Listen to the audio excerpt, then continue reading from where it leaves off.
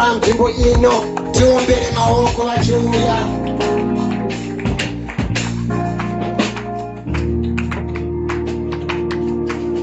Tinotenda baba vakawanda kutungamira panguva dzemanheru ano muzita raJesu. Haleluya, muzita raJesu. Haleluya, vauya pakuruseti. Haleluya, ngopa vari padhuze newe mahigh five uchingoti maita zvakanaka, mauya kuimba yaMwari pa vaviri vatatu mahigh five nekabhonasi kesimairika nekadhati kekomendi. Ya tinotenda panguva dzemanheru ano. Regai opinda mushoko raMwari kwenguva pfupi iri pano, iti ari padhuze newe usatiza, nekuti nhasi pane nguva yako yeupenyu. Usatiza upenyu, usatiza mbuva nevari mudzimba muchibika imomo. Nguva yaJehovha inosvikeyo. Isitobve bhikita handitika saka musavhiringika nemutauro wacho. Praise and worship makasununga henyu kugara pasi kana vanoverenga vari padhuze. Tisaita zvese, asi tinotenda kana uri wepostori yedu ukaona maVIP asvika, vapewo pekugara ka. Ukaona maVIP, vatiri kuti vaVIP vaenzi vedu, iwe chero ukamira hauri musoja. Ukangona muVIP asvika, ipa muVIP chair, iwe ungoona yekuita nekuti iwe uri weho. Matthew chapter number 11 verse number 28. Matthew chapter 11 verse number 28. Regai tiverenge rugwaro. Yeah. Kupapa book ya Matthew chapter 11. Pa verse ya 28. Musoro shoko uno. Joko la Jesu. Joko la Jesu. Pa 28. Uyai kwandi. Imi Mose makaneta. Makaremerwa. Ini ndichakuzorodzai. Maita zvakanaka. Tivaomberere maoko nekutiverengera pakanaka. Iti ari padhuze newe joko raJesu. Joko raJesu. Taverengesa inyaya yakaitika. Jesu achiparidza pane imwe nzvimbo. Nyaya yadenwa nevarume vabva kuna John. Varume vabva kuna John vasvika, John asungwa. Pati John asungwa ndokubva ada kuziva kuti ndasungwa, pati Jesu vauya. Ndane confusion mumusoro mangu yekuti ndasungirwei iye Kristo auya. Zvikanzi vakomana endai mundobvunza kuti ndiwe here Jesu wakanzi uchauya, kana kuti kuchine mumwe watakamirira. Kana uriwe wainzi uchauya, ndasungirwei iwe wauya.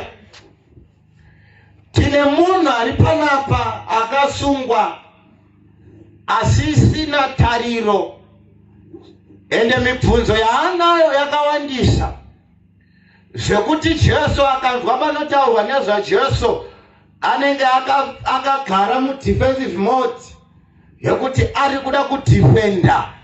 Sekamuka kaya kanonzi kanungu kakaona danger yauya kanobudisa zvimunzwa makari. Izvezvi vhangeri richitaurwa, iwewe uri kuona sekuti uri right, nekuti uri kungobudisa zvimunzwa zvekuti Jesu wei ini ndiri mujere. Kune ari kuti Jesu wei ini mwana wangu wandakazvara achiita zvemutoriro. Jesu wei ini ndiri shirikadzi. Jesu weiko ini ndakabata hwawa hwangu ndichinakirwa. Mondiudza nezvaKristu. Zvoreva kuti Jesu vakauya kupa rugare.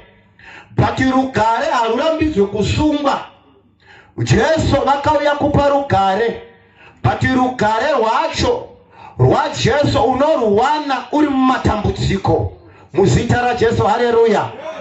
Rugare rwacho unoruwana uri mujere imomo, rugare rwacho unoruwana uri mumatambudziko imomo, rugare rwacho unoruwana uri mukuchema imomo.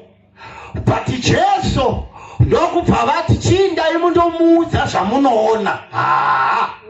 Zoreva kuti zvekuna Jesu zvimwe zvinoitwa zvekuonekwa. Saka ndinotenda manheru ano neauya kuzoona. Ndinotenda manheru ano neashanya pano. Ndinotenda manheru ano neati regai ndisvike ndinoona. Zvikanzi endai mundovaudza zvamuri kuona, kuti varwere vari kupora, vakasungwa vari kusunungurwa, maziso asingaone ari kuona, vasinganzwe vari kunzwa. Ndinotenda panguva dzamanheru ano kuti auya achichema. Jesu ngaamunyaradze manheru ano. Auya achitambudzika. Jesu ngaamupe zororo manheru ano. Aende kundoudza vari mudzimba, aende kundoudza vasara kuti kune wandakaona anosimudza marombe, kune wandakaona anosimudza, kune wandakaona anonatsa, kune wandakaona anoporesa, kune wandakaona anosimbisa. Jesu akati endai mundomuudza zvamaona. Zvitoma zvekwako unoda kuti undozviudza zvauchaona pano. Varoyi vako toda kuti undovaudza zvauchaona pano. Ndokubva vaenda Jesu ndokubva asara majaha. Paasara ndopaakuparisia vasara. Vakati vakomana, ini Jesu ndine yandakavinga. Handina kuvinga vatsvene, asi ndakavinga vatatsi. Handina kuvinga vakarurama, asi ndakavinga vatatsi. Handina kuvinga vafundisi, handina kuvinga vavhangeri, handina kuvinga madhikona, handina kuvinga madhikonesa, handina kuvinga vanotaura nendimi, asi ndakavinga vatatsi. Zvoreva kuti kana uri mutatsi, Jesu ndoya akasiyira denga iyoyo. Jesu ndoya akasiyira chigaro chake, akati ndoenda panyika kuti ndinoona vatatsi vari panyika, ndinoona vakaraswa navanhu, ndinoona vakaraswa mumaguta, ndinoona vakaraswa nevabereki vavo, ndinoona vakaraswa namadzibaba avo, ndinoona vakaraswa nehama dzavo. Vanabanana namai we, hakuna vanhu vanoda vatatsi. Mutadzi anotongodiwa naJesu chete. Mutadzi panyika akagadzirirwa jere, but Jesu haana basa nemutadzi. Anoti uya ndikupe joko rakareruka, uya ndikupe joko rine mufaro, uya ndikupe joko riri nane, uya ndikupe joko rakanaka.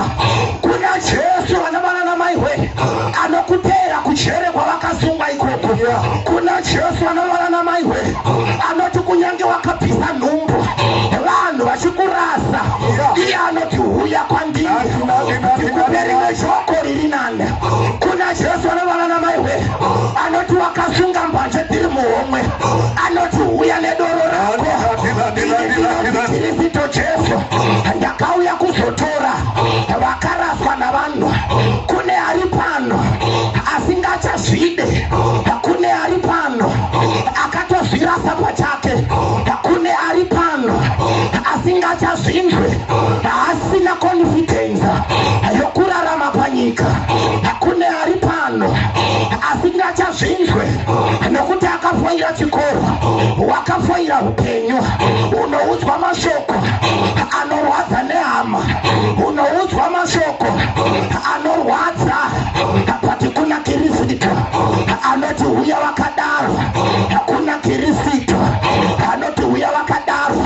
Vana baba nana mai we watinoparidza anakapata aida vanovhura hombe. Vana Devhidha vaivhura hombe, hamuvhurirani nanhombe nemurume anonzi Devhidha. Yechihura ina kutanga newe, yakatangana naDevhidha vanoti vachifamba parusingo vanoona mukadzi achigezerera. Mambo here, mambo vane korona mumusoro, mambo vane dzimba, mambo vane mabhiza, vati vanoona mukadzi achigeza. Kwete mukadzi pati mukadzi wemunhu. Chihure chenyu ichi chejaya. Kune vaitora vakadzi vevanhu, asi Jesu ndongokuda wakadaro. Ndokubva mambo vati mukadzi wani zvikandeuya zvikanzi chero ari wemunhu uyai naye, zvikanzi ngaauye kuno. Mambo ndokubva vaurayisa naUria wacho. Vapedza kuurayisa naUria ndokubva pauya Natani akati, mambo, munyika menyu maiva nemumwe murume ana makwai mazhinji, asi murume uyu akaona mumwe murume ane gwai rimwe chete, akatitora gwai remurombo. Apedza kutora gwai remurombo akauraya murombo wacho. Bhuku roti mambo vakatsamwa, vakati ndiani iyeye, uyai naye munyika mangu, hamuitwe makunakuna akadaro, hamuitwe mashura akadaro. Mambo vakakumbuka zvikanzi naNatani, mambo hamaine kusingaperi, munhu wacho ndimi, munhu wacho ndiwe. Ndavinga iwewe, ndavinga David ari pano, ndavinga vanovhura hombe. Vari mere vakavhura hombe magutu, vari mere vanovhura hombe, ndavinga vakavhura hombe. David anobvarira nguo dzake akazvidemba pamberi paJehovha. Manhere ekuzvidemba ano, kune mumwe murume asingajaji vanhu. Vanhu vanojajaka.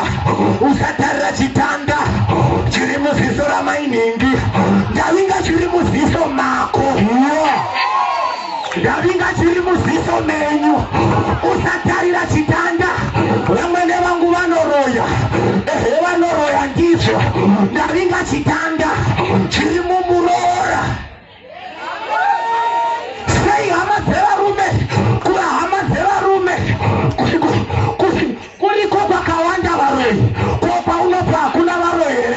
Ndavinga chitanda chiri muziso mako. Ndati ndavinga chitanda chiri muziso mako.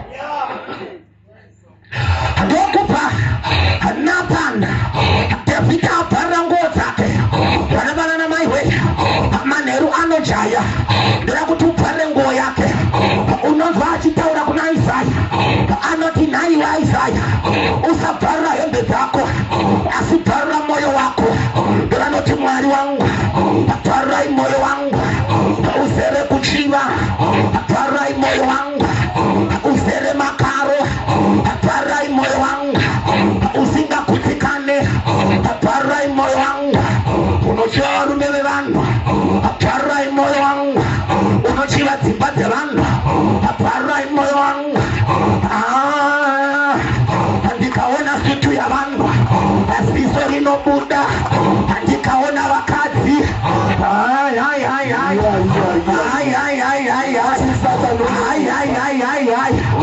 moyo unobuda, moyo unobuda. Bvarurai moyo wangu. Ndavinga anoti bvarurai moyo wangu. Kamwana ke27 katova nemurume, katova nemukomana. Moyo ngaubvarurwe uyo mwana woyo. Bvarura moyo uyo, bvarura moyo. Vakomana kwandakakurira Bhikita, taibvingirira huku, taimhanyirira huku, asi tati kurei kunouya mastrategy ekudhivhelopaka.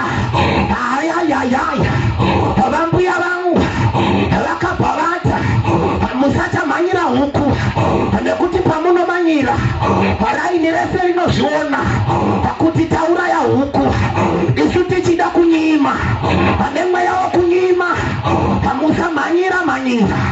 Hatidi kuti vazvione kuti ndauraya huku, hatidi kuti vazvione kuti ndinotadza, handidi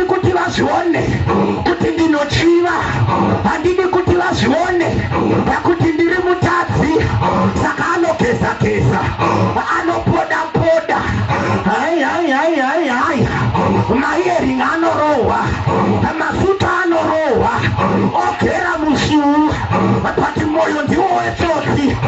Parurai moyo wangu une matirike echipambi, parurai moyo wangu une matirike ukoronyera, ngaubvarurwe moyo wakadaro. Bhaibheri rangu robvara mbuya vangu manje vaizokushira huku, ndozvinoita varume vamazuva ano kana vachida zvibhepi. Ita kuti chibhepi zvibhepi vanokushira mari, kakushirwa kaakwa, kakushirwa kawivhi, kakushirwa kachikenini, kakushirwa kabhutsu, kakushirwa kafonika, kwete foni zvinu, akushirwa aitewa. Naiwe mhandara wotadza here kuzvibata nekuda kweaitewa? Naiwe mhandara worarirwa here? Wivhi inochembera worarirwa here? Mabhuredhi anosakara worarirwa here? Zvisingagarike, zvisingagari nekusingaperi. Ndavinga mhandara muguta rino dzinoti mutoro unondiremera, asi ndoda joko raJesu. Ndakuda joko raJesu. Ndipei joko rakareruka, ndipei joko raJesu. Izvo zvikari muchechi kari bhizi kukushirwa, hausi huku inokushirwa zviyo. Shanda namaoko ako. Kune mumwe murume anokukushira utano, his name is Jesus. Anokukushira favor, anokukushira nyasha, his name is Jesus. Muchinda werugare ari pano, ndati ari pano. Vana baba nana mai we, nyika yatakurarama, inyika yakazara kuipa, inyika yakazara kuoma.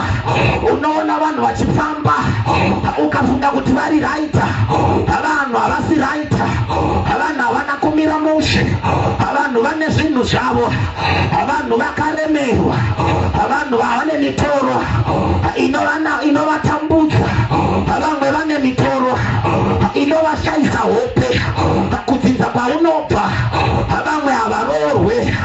Mutoro vakakutakura. Mai vangu muri pano, nemi mai vangu muri mumba, nemi baba vangu kwamuri ikoko, vazukuru vangu vari kuuya pamba penyu, pakauya muyera gumbo, kwauya muyera mbizi, kwauya muyera kurwe. Mutoro wakakuremera yuya, unoda Jesu wa Nazareta. Dziripo vakanga vakarambwa, asi Mwari wedu unovarodzazve. Wadiko vauya kuna Jesu, anoshandura dzisingashandurike, anogona dzisingachagoneke, anochinja dzisingachachinjike. Manheru anouya kuna Jesu. Manheru anouya kuna Jesu. Andati uya kuna Jalami, uya kuna mambo, uya kuna ishe wako, uya kumuridhwe upenyu. Vana baba nana mai apungurati uyai mose, vakaneta vakaremerwa. Ndaifunga kuti vane mibhedha yakakwirira havaremerwe. Ndaifunga kuti vane mota havaremerwe. Ndaifunga kuti vane zvitoro zvavo havaremerwe. Nyamba kutowanda kwemari, handiko kuwanda kwemitoro. Nyamba kuwanda kwezvinhu, handiko kuwanda kwemutoro. Mumwe mutoro wauinawo kumhuri kwaunobva, vanokuti wakaromba pamafamily gatherings, havachakutambire semurora, vanoti makabata tunhu. Asi kune mumwe murume ari kuti huya kwandira, handikupe mumwe mutoro. Vana baba nana mai vamwe vane mitoro yevana varovera Joni, vamwe vane mitoro yemurume ari mumba ane masimorausa, vana magirlfriends, vana hachachengeta, wakuzvichengeta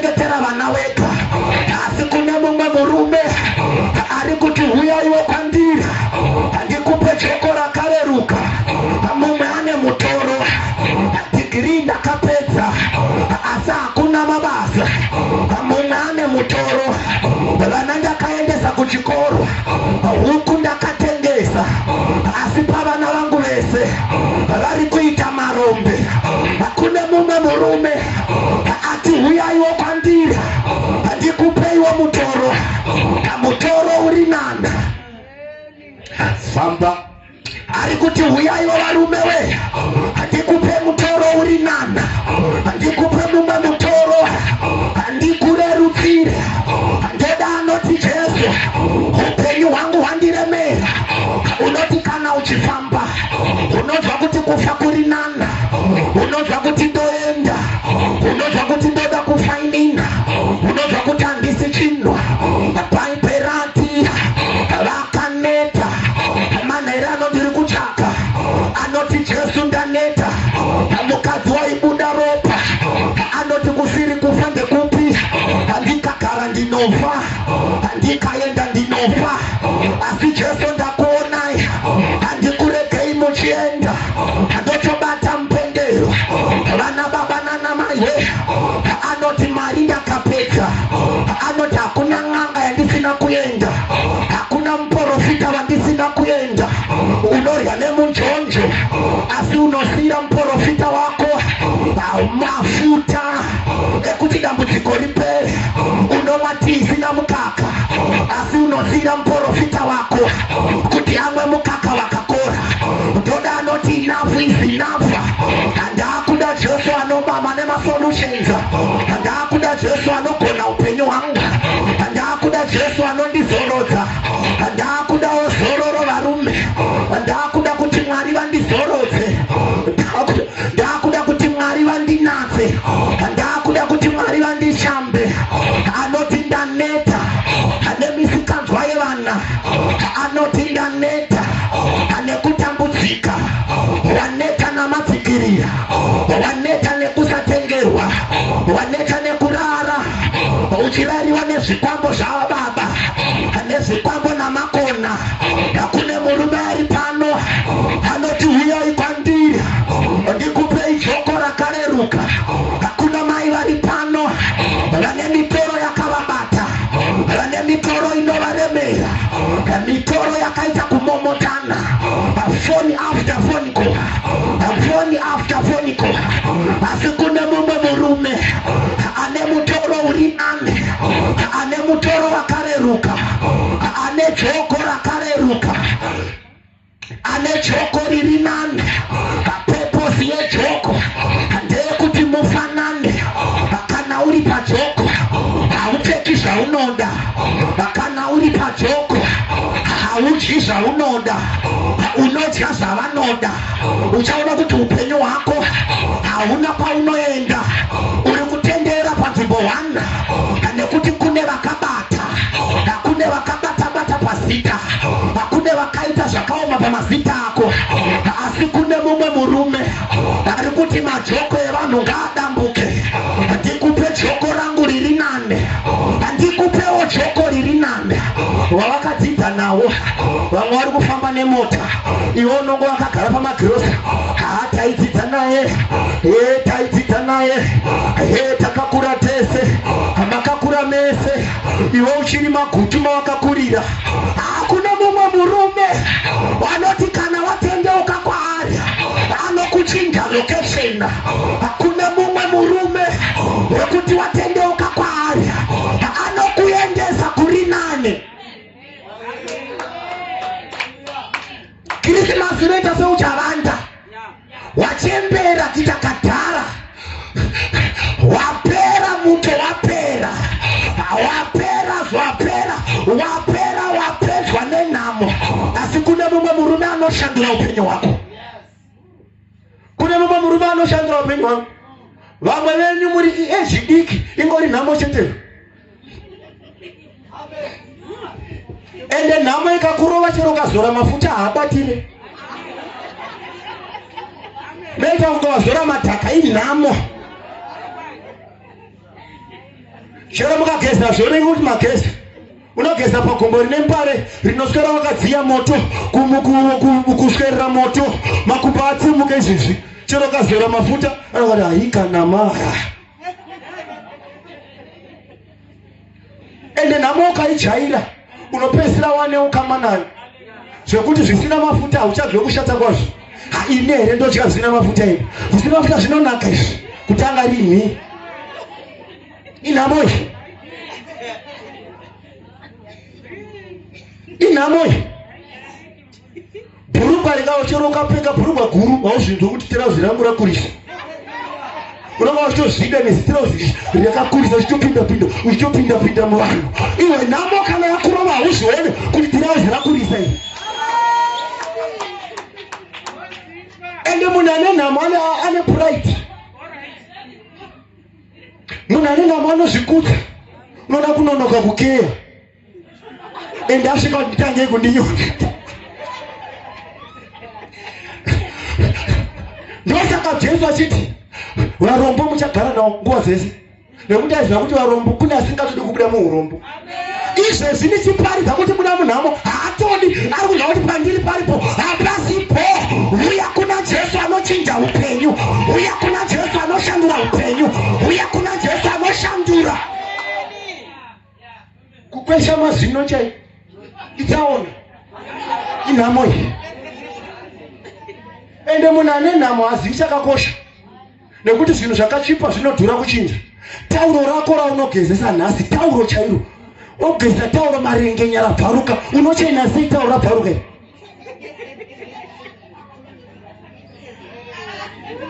Ende ada kudaro anofanira kujusa. Murombo anoda kutaura ka makuhwa anomada murombo. Murombo ada makuhwa. Haagari pasi dzimba dzevanhu apedza. Anyang'anya kwese akuzikanwa. Pese nyuzi dziripo. Kasvika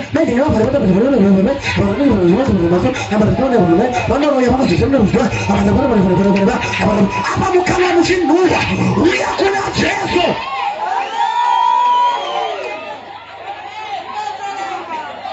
Mukanwa unotaurisa usingakweshe. Wakapedzisira rini kuona kokoreketi mukanwa. Chero gwenzi haro remushuma kana remususu wakapinda rinhuhwa. Uya kuna Jesu zvipere. Anoshandura upenyu hwako. Anoshandura mararamire.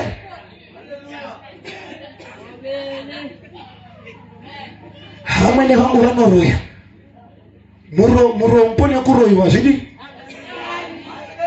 Ukaona wangofungira kuti vanenge vanondiroya, ndikauya ndikamhezha speedometer yangu inondudza kuti uri murombo. Nekuti murombo anongofunga kuroyiwa. Musoro make hamuna chinorotwa. Asi kune mumwe murume ari kuti huya ndikupe joko riri nani. Ende zvinondirwadza pamurombo. Tsumo inoti huku yemurombo hairarami. Zvikanzi murombo harevi chinei? Ndiwo usingarevi chinenguo. Uya kuna Jesu ureviwo chinenguo. Saka zviri kuti murombo haana nenguo. Ndo zviri kutaura tsumo kuti murombo haana nenguo. Unotya kunamata kuti ina handina hembe. Ndikazonamata chechi dzemasutu dzinonetsa. Wadi kuuya kuchechi yemasutu waitawo masutu acho. Nekuti vari kuipinda havana kutanga nekuita masutu. Vakatanga vachiuya netsoka. Kusvika Mwari wemasutu ava apugireka. Vakupfeka zviri nane. Vakugerwa zviri nane. Wadiwa uya kuna Jesu manheru ano. Ashandire upenyu hwako. Achinje life yako.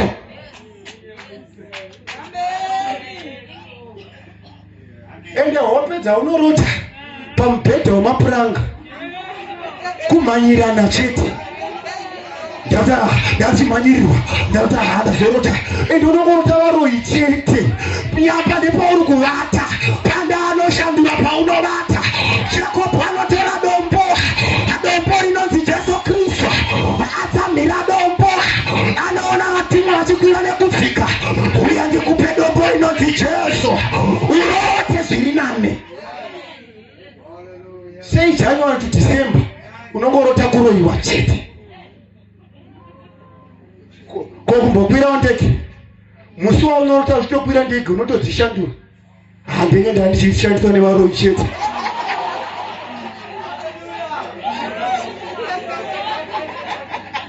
Mwari aziva kuti mashuwa nyama, mashuwa chikenini, woirotawo kuhope. Womuka uchiti ndenge ndaidzidziswa namai vai vakandirwisa, mai vai vakandirwisa. Mwari aziona kuti washuwa chikeni. gore rakupera usina umbo. Mwari akupa asi unoshandura zviri nane kuzviita zvakaipa. Uya kuna Jesu. Ndati uya kuna Jesu.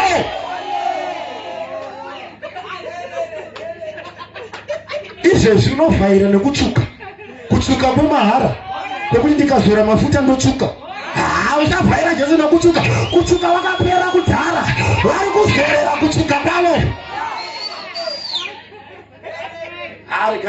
Ndiri pakuruseti especially vakadzi. Ndatiita kuti vakadzi vakangosimba kuJerusarema. Vanoda kufamba vachionekwa munzi tiri pano. Kwakula zvachipa izvi. Wegera kugenda zvekubairwa majikiseni izvi. Uya kuna Jesu jaya. Pisa chipambi. Uya kuna Jesu. Anokupa wako ari nane. Nekuti mukati wakanaka unobva kuna Jehovha.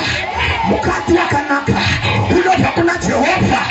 Uya kuna Jesu. Zviriko zvese.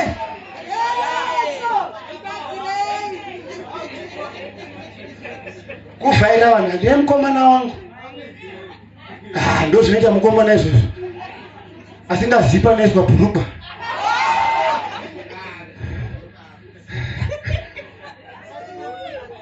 Wadiko wauya kuna Jesu. Wadiko wauya kuna Jesu. Wadiko wauya kuna Jesu. Kana iriye musikanzwa Solomon aivhura hombe. Mubhaibheri mune vaidzivhura hombe dzinopfuura dzaunovhura. Dzamunovhura idoko idzi. Solomon aiva nevakadzi 700 plus 300 concubines ita 1000. Vakadzi 1000. Chihure chekusvika mu1000.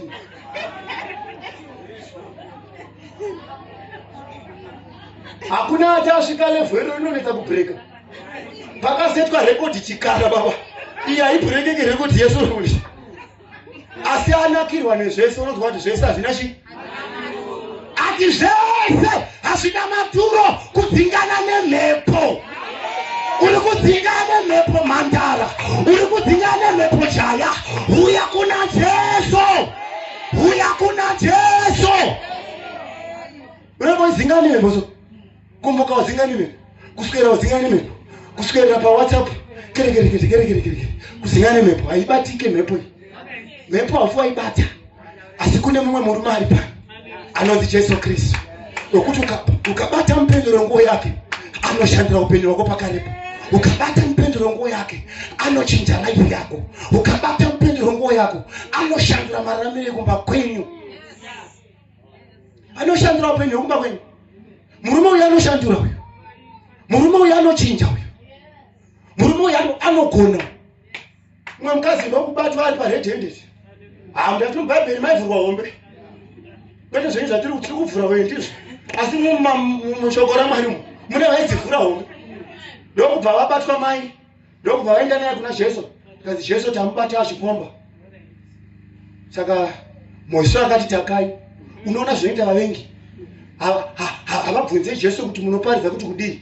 Vanoti Mozisi akati izvezvi kune ari pano ari kuti baba vakati mai vakati ende mai vacho vari kunzi vakati vakafa kare ende vakafa vasina chinhu futi mai vako mai vakati. Uri kuti rifera kuna mai vakafa vasina nemuchato vasina neringi muruoko vakafa nezvizukuru vakafa vachirwe mai vakati iwe. Jesu ngaazikanwe. Jesu anotaura kukunda vakafa nekuti vapenyu vakafa nevapenyu hapana mukaha. Izvezvi vanenge vangori nemeseji yababa vakafa ende baba vako vakafa vachipfeka manyatira futi. Kana magara matereni baba vakati panotemba mota ipapa muchirifeya kumwe hasina chinhu mai wezvangu zvikanzi Jesu akati izvi zvakanakai kana pasina akatadza takai nandirambidze vhangeri renyu rokutagana chitaganai. Bhuku rinoti Jesu ndokutanga kunyora pasi.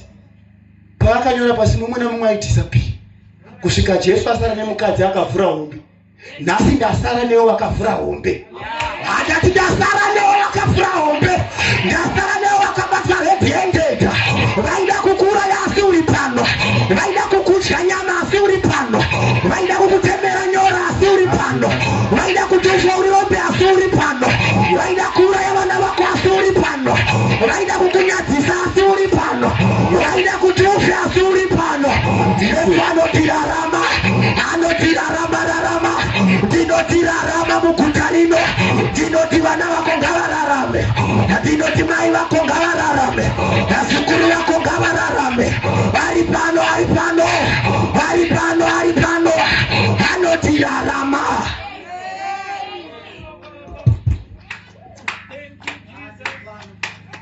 Ndasara newe, vauya newe vaenda, shamwari dzaenda, hama dzaenda, vana bamukuru vaenda. Jesu ndinokusara nemukadzi anoti do I condemn you? Unozvisa kuti handisi kukutonga, handisi kukuchacha, my brother, my sister, handisi kukushora, handisi kukuchacha nekuda kwepasti yako, handisi kukuchacha nekuda kwemararamiro enyu, handisi kukuchacha nekuda kwembanje dzako, handisi kukuchacha nekuda kwechipambi chako. Jesu anotarira mukadzi, vakadzi shamwari, ini handisi kukutonga, ndakasiyana nevanhu nekuti vanhu vanotonga, asi ini Jesu ndikupe joko rakareruka. Chienda asi usandotadzazve, chienda nerugare, chienda asi usandotadzazve. Ndauyaoma neruoko muguta rino, ndauya kumhandara, ndauya kujaya, ndauya kuna baba, ndauya kuna amai, dziri pano nyasha, ndati dziri pano nyasha. Wachisikwa chicha kana wamuna Kristu, hakune nyasha varume dzinoshandura vanhu, hakune nyasha dzinochinja upenyu, dzinochinja mazita, hakune nyasha dzinoti dzikabata nherera inorarama zviri nana, hakune nyasha dzikabata asina grade 7 anoita zvipenyu, hakune nyasha dzekuti dzikakumhara anatanakata. Chero wakanzi wakashata, nyasha dzinokuroresa, nyasha dzinokupinza mumba. Chero wakarambwa, hakune nyasha dzaMwari. Chero wakadonha, hakune nyasha dzaMwari. Usafara muvengi wangu kana wandiona ndakadonha nekuti ndichasimuka. Hakune nyasha dzaMwari dzinosimudza vanhu, hakune nyasha dzaMwari dzinochengeta vanhu, hakune nyasha dzaMwari dzinotarira vanhu. Uya utore joko rakareruka, uya utore joko rakareruka. Hapane joko raJesu manheru ano, hapane joko riri pano, joko raKristu. In Jesus mighty name. Karabasa. Don't forget Paulo simuka.